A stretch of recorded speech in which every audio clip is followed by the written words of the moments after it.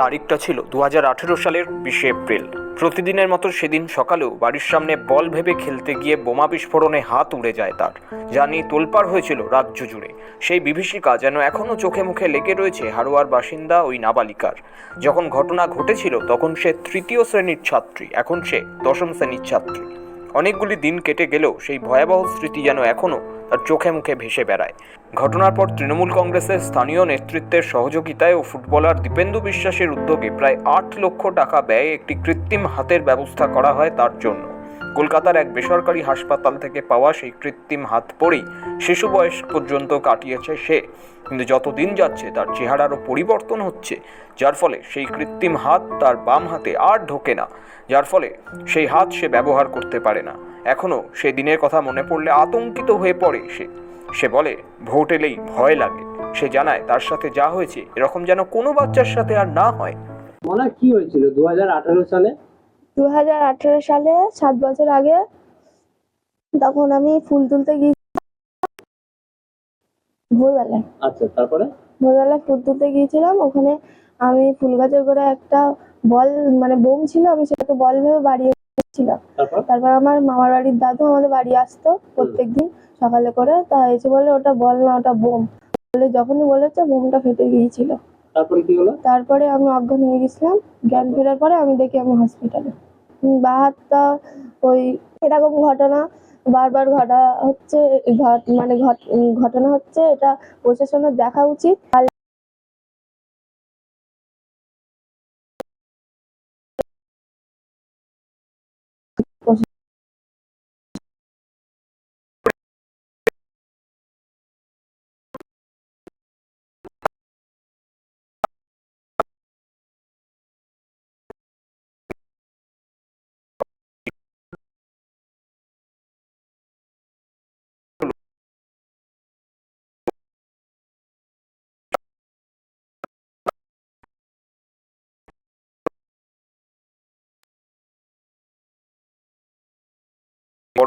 তাদের আর দেখা মেলেনি বলে অভিযোগ করেছেন তিনি।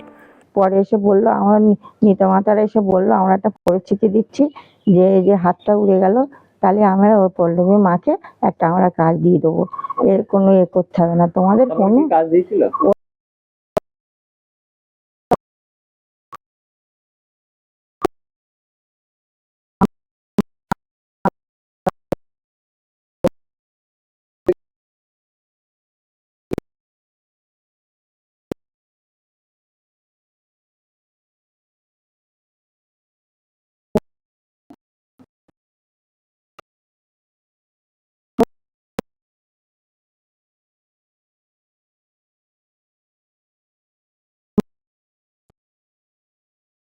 নাতনির মতন, তার তো আমার নাতনির তো হাতটা চলে গেছে, সে তো একরকম বেড়াচ্ছে ওর মার সামনে, আর ওই যে বাচ্চাটা চলে গেল, ওর তো মা বাবার কোল ছাড়া হয়ে গেল। কি হচ্ছে তালি, ওর মা বাবার কি হচ্ছে এটা?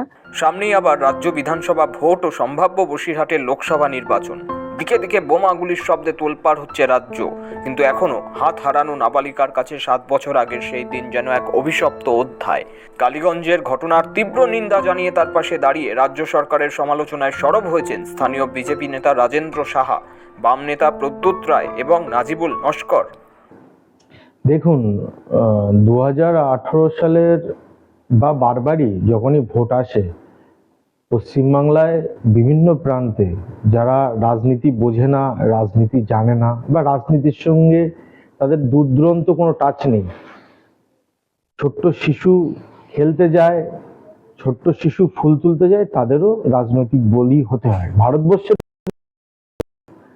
যে রাজ্যে আমরা বারবারই দেখি রক্ত এবং নির্বাচন, নিথর দেহ পড়ে থাকে মার সামনে, মার কোলে, মা তার সন্তানটার রক্ত ভেজা নিয়ে ঘোরে, এটাই হচ্ছে মাননীয় মুখ্যমন্ত্রীর দুখানা যে দাঁত আছে 32টার মধ্যে, যাতে রক্ত লেগে থাকে। প্রতিশ্রুতি বা আমরা বারবারই তখন দেখলাম বিভিন্ন জায়গায় নিয়ে যাওয়া। বর্তমানে এখন যিনি পার্থ চ্যাটার্জি জেলে আছেন চাকরি চুরির ব্যাপারে, তার কাছে নিয়ে যাওয়া, বিভিন্ন রকম ছিল। আমাদের তৎকালীন পদগত রায়কে তিনি এসেছিলেন, আমরা ছিলাম, তিনিও সাহায্য করেছিলেন, কিন্তু সরকার হিসেবে তাদের তরফ থেকে যা যা প্রতিশ্রুতি ছিল সবই মিথ্যা। মেয়েটা হয়েছে ক্লাস 10, তার সম্মান, তার ছোট ভালো জায়গায়, তার কষ্ট, তার মা পরিচালিকার কাজ করে খুব দিন কেউ খোঁজ নেয়। শাসক দলের কাছ থেকে প্রতিশ্রুতি বিষ হয়ে গেছে মানুষের কাছে, এবং প্রতিটা নির্বাচনে সেটা প্রমাণ হয়। টালিগঞ্জ বিধানসভা উপনির্বাচনের ফলাফল ঘোষণা হয়েছে। এই ঘোষণার পরে দেখলাম 9 বছরের তামান্নাকে আমরা হারালাম। শাসক দল তৃণমূল কংগ্রেস আশ্রিত দুষ্কৃতীদের ছোঁড়া সকেট বলতে একটা 9 বছরের তরতাজা আগামীর ভবিষ্যৎ তাকে খুন করলো।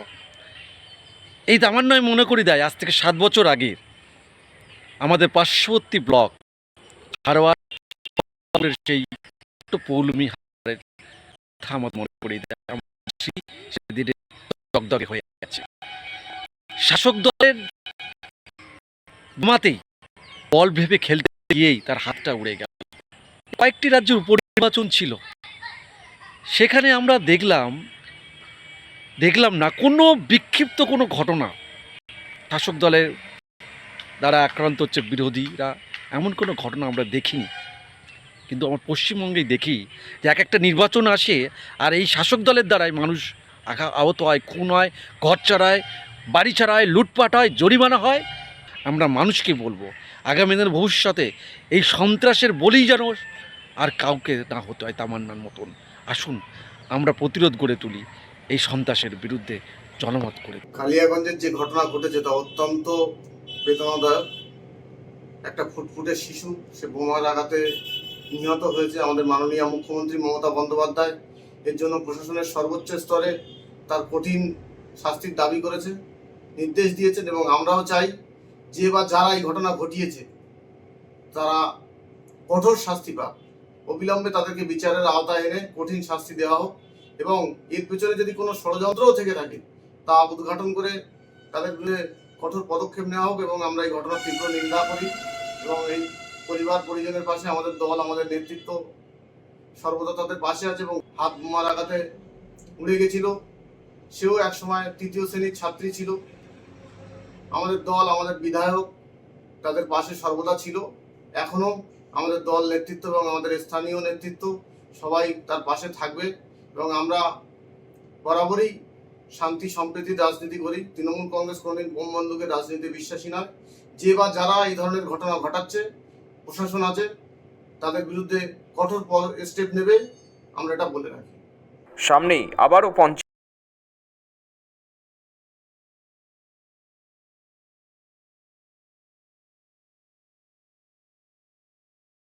তাদের বোমাবাজি ও গুলি চালানোর প্রতিযোগিতা দেখা।